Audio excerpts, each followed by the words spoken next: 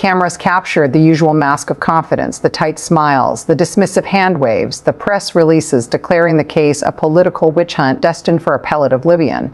Behind closed doors, however, the calculations were being rapidly undone. What the public saw as another routine day of legal posturing was, in private, the sound of a structure failing. It began not with a dramatic verdict or a grand jury indictment, but with a judge's quiet signature on enforcement warrants documents that bypassed the customary months of procedural delays. In an instant, the legal shield that had been painstakingly constructed over years, layered with jurisdictional challenges and endless motions, was rendered irrelevant. The strategy that was supposed to guarantee insulation from accountability had created its own undoing. This was not a standard court update. It was a critical stress test of the American constitutional structure, and the result was a catastrophic material failure. The illusion of institutional immunity, the belief that elite political actors had perfected a system of permanent delay shattered when an adversary identified a single overlooked structural point of weakness. Defensive maneuvers designed to slow the machinery of justice had, paradoxically, provided the legal pretext for its most aggressive intervention yet. But what most observers missed in the headlines is that this wasn't just a victory for the prosecution, it was the execution of a highly calculated trap that Trump's allies walked into voluntarily. To understand how this trap was set, we must first look at the quiet battle lines that have been drawn behind closed doors inside the Department of Justice itself. The battle lines are precise, carved not by partisan rhetoric, but by sealed filings and unsealed warrants. At the center stands a single federal judge who has, in a matter of weeks, transformed from a procedural gatekeeper into the most aggressive enforcement actor in the District of Columbia. On the other side sits a coalition of high-ranking legal strategists, former Department of Justice officials, White House counsel aides, and private attorneys who have long served as the intellectual architects of a specific doctrine of unitary executive power. These are not foot soldiers. They are the ones who drafted the memos, who argued the legal theories, who advised on the limits of presidential immunity. Their names appear on internal communications that, until this moment, they believe were shielded by attorney-client privilege, executive privilege, or simply the inertia of a system that rarely moves this fast. The warrants issued by the judge do not merely request documents. They compel the surrender of encrypted communications, time-stamped meeting notes, and coordination logs that trace the chain of command from political strategy sessions to official action. This escalation is deliberate. A subpoena can be negotiated, delayed, or challenged in the press. A warrant served simultaneously with no prior warning collapses those options. It signals that the court has already found probable cause of specific criminal conduct, and that the normal courtesy of come back with a motion has been replaced with hand over the devices now. The immediate stakes are existential for the defense. Exposure of these materials risks revealing not just isolated conversations, but the architecture of a coordinated effort to embed political control within the legal apparatus of the government. One document leads to another email, which leads to a secure chat log, which leads to a witness who can no longer claim ignorance. With these warrants active, the defense is no longer fighting to win a case. They are fighting to prevent a systemic contagion that could expose their entire network. But this battle did not emerge from a vacuum. Its roots lie in a decades-long effort to redefine the relationship between the presidency and the Department of Justice. The legal shield now being shattered was not improvised. It was engineered over decades, one precedent at a time, by the finest legal minds that political power could retain. To understand why the current collapse is so devastating, one must first understand how the fortress was built. The foundation was laid during Watergate, when the Nixon administration first tested the outer limits of executive privilege. Though Nixon ultimately surrendered the tapes, his legal team succeeded in establishing a principle that would outlive his presidency, that the executive branch could define the boundaries of its own confidentiality. The compromise that ended the crisis and negotiated release of evidence created an implicit understanding that judicial oversight of the executive would always be balanced by deference. The Iran-Contra affair refined this blueprint. When the Reagan administration faced congressional subpoenas for documents and testimony, the defense did not simply refuse cooperation. Instead, they weaponized the very structures designed to ensure legal compliance. The Office of Legal Counsel, OLC, originally created to provide dispassionate constitutional guidance, was repurposed as a shield. OLC opinions became legal cover for withholding evidence, asserting privileges, and most critically delaying compliance until the political clock ran out. Prosecutors were forced to negotiate for years. By the time courts ruled on privilege claims, the political context had shifted, key statutes of limitations had expired, and public attention had moved elsewhere. This became the playbook. Subsequent administrations of both parties perfected it, file for protective orders, assert deliberative process privilege, invoke the state secrets doctrine, litigate jurisdiction, and appeal every adverse ruling. Each motion buys months. Each appeal buys a year. The judiciary, designed for deliberate consideration, moves at a pace that ultimately favors the defendant. An administration that can delay accountability for 2 years has, in practical terms, achieved immunity. The modern legal shield was built on this insight. Elite political actors constructed a defense network of high-priced litigators and former DOJ insiders who knew exactly how to exploit the system's inertia. They understood that the greatest enemy of accountability is not a hostile judge. It is the calendar. If you can make the question moot, you win. For 40 years, this playbook worked flawlessly. But the current judiciary has realized that the only way to beat a strategy of infinite delay is to change the speed of the game itself. This brings us to the hidden strategic calculation that transformed a standard legal dispute into a devastating collapse. The previous section concluded with a simple insight. The only way to defeat a strategy of infinite delay is to change the speed of the game. But speed alone does not explain why the shield cracked so completely. The deeper mechanism is a calculated exploitation of the fundamental tension between collective defense and individual survival. For years, the defense network operated as a unified organism. A centralized legal fund coordinated representation. A single privilege law covered dozens of attorneys. A joint defense agreement allowed them to share confidential information without waiving attorney-client protection. This structure was designed for strength. Everyone reads from the same script, no one breaks ranks, and the court faces a monolith of resistance. It was the standard playbook for high-profile defenses, and it had worked for decades. But the judge saw what the defense did not, that the same structure that created unity also created a single point of catastrophic failure. When the court issued warrants targeting specific individuals, naming them personally, with specific allegations of criminal conduct, the calculus shifted from collective strategy to individual survival, the mechanics of the trap. The warrants were not broad, they were surgically precise. Each warrant targeted a particular DOJ ally on a particular charge: false statements to investigators, obstruction of an official proceeding, conspiracy to defraud the United States. These are charges that carry not just prison time, but automatic disbarment for attorneys, forfeiture of pensions for career officials, and financial ruin for private consultants. The judge knew that the individuals receiving these warrants were not ideologues. They were professionals with families, mortgages, and reputations to protect. This is the prisoner's dilemma in its purest form. In the classic game theory problem, two co-conspirators are arrested separately and offered a deal: testify against the other and go free, or remain silent and risk a long sentence. The rational choice for each individual is to betray the other, even though mutual silence would produce a better collective outcome. The judge's warrants replicated this dynamic inside the defense network. Each targeted individual now faced a private choice: continue to assert collective privilege and risk personal prosecution, or begin cooperating with the government in exchange for immunity or reduced charges. The joint defense agreement, once a source of strength, became a liability. When one participant begins cooperating, the entire shared communication history becomes discoverable. The central legal fund, which paid for all defense lawyers, now had to answer uncomfortable questions about who directed its strategy and whether it constituted a conspiracy in itself. Why the defense could not adapt the defense's own strategy created the vulnerability. By centralizing legal representation and funding, they had ensured that no individual attorney could cut a separate deal without the knowledge of the entire network. But when the judge served warrants simultaneously, before anyone could coordinate a response, the first person to receive a morning knock on the door had no time to call the collective. They had to decide alone whether to hand over their devices or face contempt. The metadata seized in these initial warrants was devastating. Encrypted communication logs revealed the precise timing of contacts between political operatives and DOJ officials. Drafts of executive orders showed the evolution of legal justifications and revealed when a rationale was invented after the fact.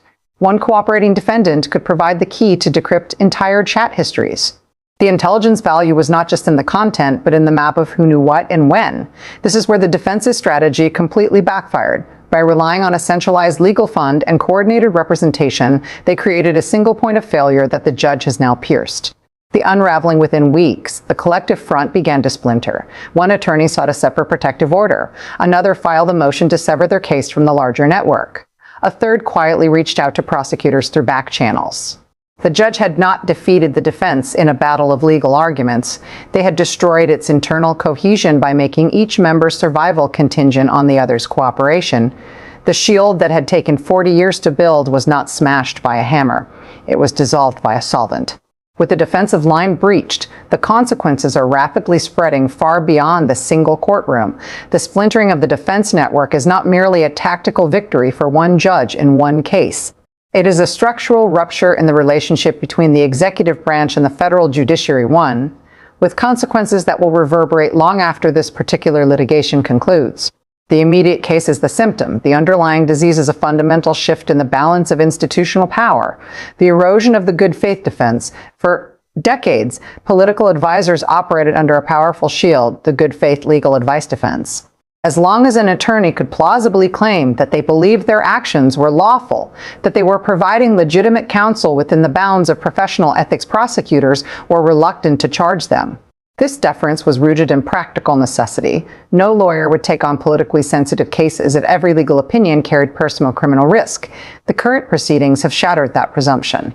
By targeting specific attorneys with charges that bypass the good faith defense alleging that advice was knowingly false or that legal memos were drafted to conceal rather than clarify, the court has signaled a new reality. The legal memo is no longer a bulletproof vest. It is a potential Exhibit A.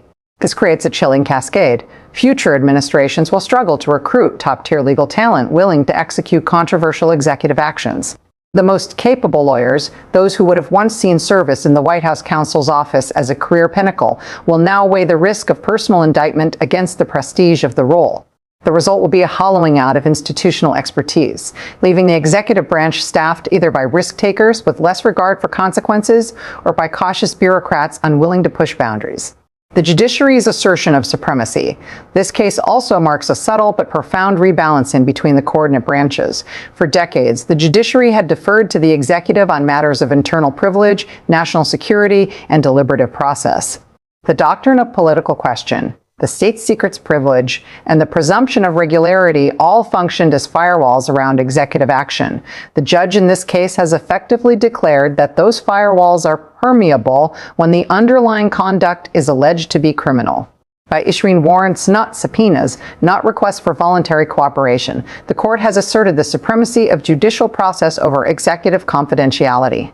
The executive branch cannot simply claim that its internal deliberations are off limits and must demonstrate that they are lawful or face the consequences of a criminal investigation. This shift has enormous implications for future oversight. Subsequent judges, citing this precedent, may feel empowered to bypass traditional deference structures in cases involving alleged executive misconduct. The burden will shift from prosecutors showing why they need access to executives showing why they should be allowed to refuse. The systemic risk, paralysis, or escalation. The most dangerous consequence, however, is the strategic dilemma this creates for future political actors. If legal advisors cannot guarantee their own immunity, the entire apparatus of executive-driven policymaking begins to paralyze from the inside out. Advisors will demand written approvals, independent reviews, and congressional sign-offs before endorsing any action with legal risk. Speed and decisiveness, the core advantages of the unitary executive, will be replaced by caution and hesitation. But there is a darker possibility. Some future administrations may respond not by accepting these constraints, but by seeking to bypass legal channels entirely. If the formal process of legal advice and DOJ review carries personal criminal exposure, the rational actor may simply avoid documentation, use unapproved channels, or operate without legal counsel. The institutional crisis would then escalate from a conflict within the system to a conflict about the system itself. If legal advisors can no longer guarantee their own immunity, the entire apparatus of executive-driven policymaking begins to paralyze from the inside out. As this paralysis sets in, both sides are preparing for the next inevitable phase of this conflict. The institutional domino effect described in the previous section has already begun. But the trajectory remains uncertain, not because the facts are unclear, but because the actors involved now face strategic choices that will determine whether this remains a legal confrontation or escalates into a constitutional crisis. Three distinct scenarios present themselves, each rooted in the structural dynamics already set in motion. Scenario A, the domino collapse. The most immediate and probable scenario follows the logic of the prisoner's dilemma to its conclusion. As individual targets face mounting pressure, threaten disbarment, financial ruin, or indictments carrying decades of potential prison time, the calculus shifts decisively toward self-preservation. The first cooperating witness provides prosecutors with encrypted communication logs and internal strategy memos. This evidence immediately implicates the next tier of advisors who now face an even starker choice: cooperate and receive partial immunity, or resist and become the primary target of an expanded investigation. This cascade accelerates rapidly. Within weeks, the original defense network fragments entirely. The centralized legal fund becomes a liability, its payment records revealing the coordination that prosecutors will now characterize as conspiracy. The joint defense agreement, once a fortress, becomes a roadmap. By the time the appellate courts have an opportunity to review the judge's original warrants, the key evidence is already secured, the witnesses are already cooperating, and the case is effectively unravable. The consequence for the broader political organization is devastating but contained. Individuals are indicted, some are convicted, and the network is dismantled. But the institutional structures, the Department of Justice, the federal judiciary emerge strengthened, having demonstrated that the shield of executive privilege has limits. The status quo is altered, but not broken. Scenario B, the constitutional standoff. A less likely but far more consequential path emerges if the defense successfully delays cooperation long enough to reach the Supreme Court. This requires a unified front that, as Section 4 demonstrated, is structurally fragile.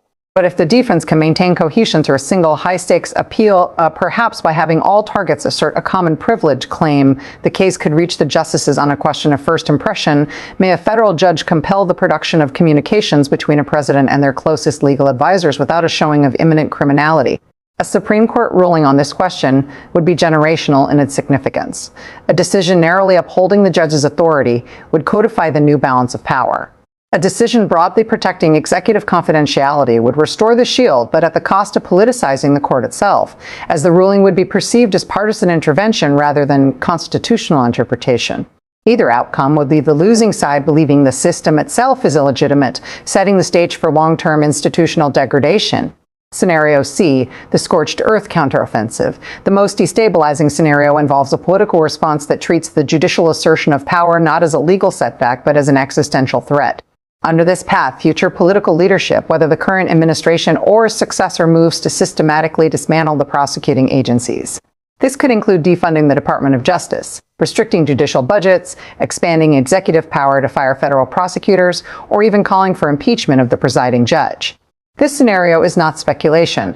It follows a well-documented pattern in other democracies where executives have faced coordinated judicial investigations. The result is a spiral. Each judicial action is met with political retaliation, which triggers further judicial pushback, which deepens the political conviction that the judiciary is an enemy institution. In such an environment, the rule of law becomes a casualty of institutional warfare. The shield is not repaired, it is abandoned, replaced by raw political confrontation. The coming weeks will show us which of these paths we are on, but one thing is certain: the institutional status quo has been permanently altered. Whichever path is taken, it leads us back to a fundamental question about the nature of power in a constitutional republic. The shield is not broken because the prosecution argued more persuasively. It is broken because the defense built a fortress on ground that was never surveyed for structural faults. The prisoner's dilemma, the targeted warrants, the collapse of collective cohesion, these were not accidents of litigation. They were the predictable consequences of a strategy that mistook complexity for strength. The central lesson of this documentary is deceptively simple. Every legal architecture, no matter how intricately designed, contains a single point of failure. For 40 years, the elite defense network believed that point was the calendar that enough delays would render accountability irrelevant. They never considered that the same delays, when weaponized against them by a court willing to change the game's speed, would become the rope that hanged them. There's a profound irony here. The very complexity intended to protect layers of privilege, joint defense agreements, centralized funding, coordinated silence became the vector of its own exposure. Each new protective measure added a new node of vulnerability. Each joint defense agreement created a potential cooperator. Each centralized fund created a paper trail. The shield did not crack from external assault, it dissolved from internal contradiction. This leaves us with a question that cannot be answered by legal analysis alone.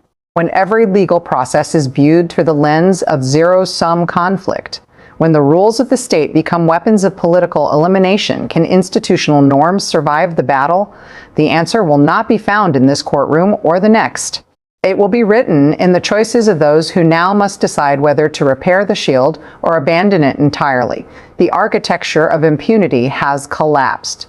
What replaces it will define the limits of lawfare for a generation.